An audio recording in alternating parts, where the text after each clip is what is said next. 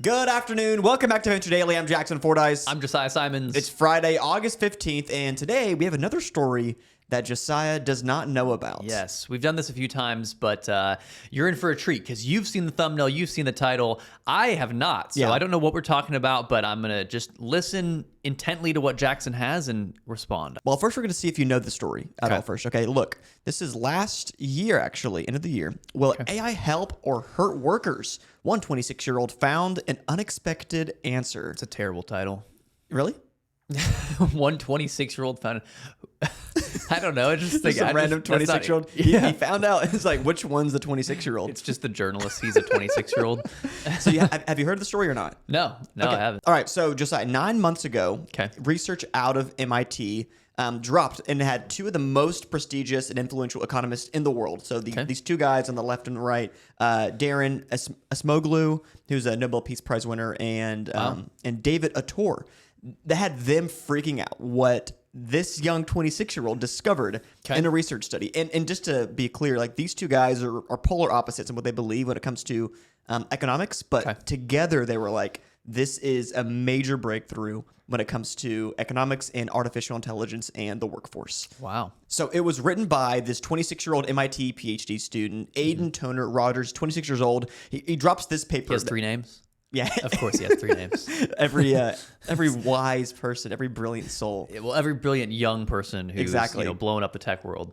Okay, so he got access to an anonymous materials lab in the United States. He can't say, specifically who it is because it's this deep research paper, so he wants to keep them anonymous. Okay. Right, and looked at what happened when they started using AI to help scientists discover, new compounds. So he gets involved with the research lab, like I mentioned, right? And once they started implementing The anonymous materials lab. Do you know where it's located? We'll get to that in a little bit. It's somewhere in the United States, and it's pretty massive. Got it. But he doesn't explain, publicly which research materials lab this is, right? Okay. And so they started going in and implementing artificial intelligence to all the scientists that are there. And you know what they found, Josiah? What did they find? This is quote from the lab. Okay. AI-assisted scientists discover 44% more materials, meaning like alloys, different sort of metals, leading up to 39% increase in patent filings and a 17% rise in product prototypes. Okay. Isn't that crazy?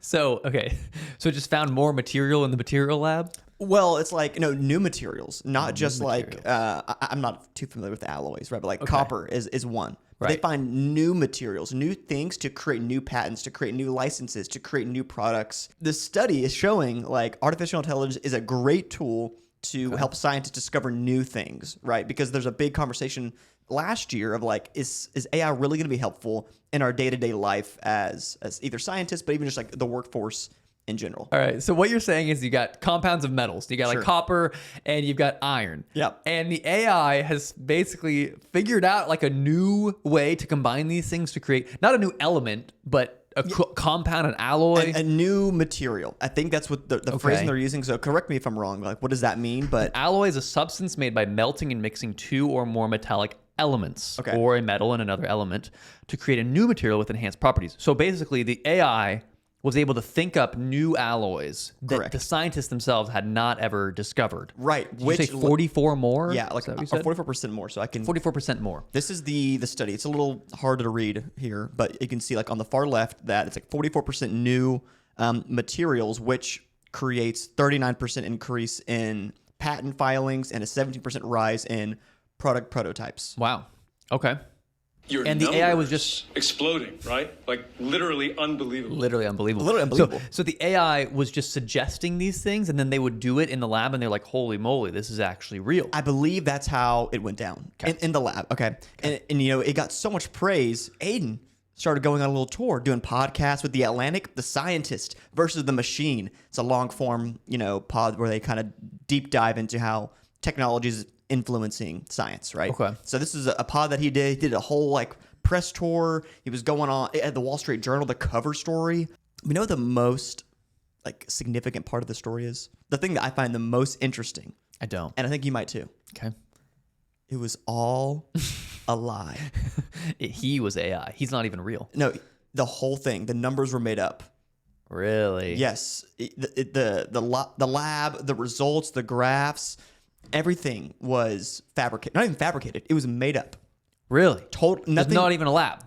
Well, we'll get to that in a second. Okay. The lab kind of exists. And so this guy, Stuart Buck, so this is about maybe a week after the paper comes out, and he does the press tour. Okay. He tweets this question. I saw this paper a while back and had trouble believing that a firm with 1,000+ material scientists didn't have their own internal economist or AI researcher and turned over millions of highly confidential records to a random first-year grad student. Right. It did seem weird. How did he even get in to this he's MIT, lab? He's a PhD candidate, he's alongside those two economists that are, renowned in the economics world. So maybe there's a world where it makes sense, but it's all anonymous. It's kind of weird how he's like presenting all this data, but it gets like, I think it's cited like 60+ times in the Library of Congress, in Nature Review, and all these different reviews. It gets cited a bunch, but someone was like, okay, based on the numbers that you're providing for this mysterious anonymous materials firm, it could really only be 4 companies that are like this big and have this many scientists.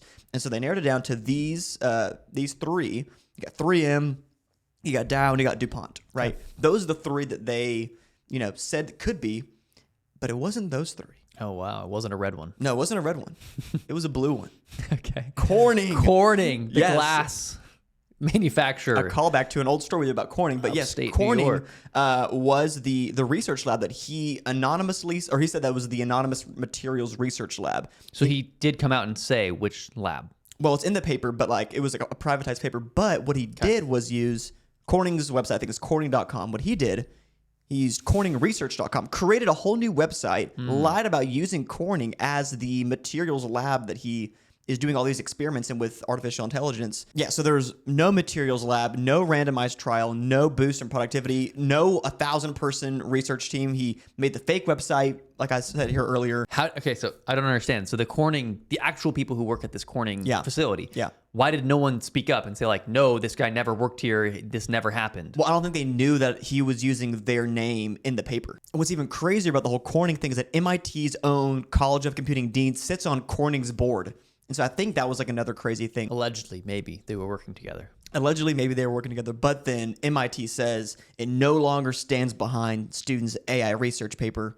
They're throwing them to the wolves, man. Mm-hmm. The press comes. MIT says, oh my goodness. That is so not us.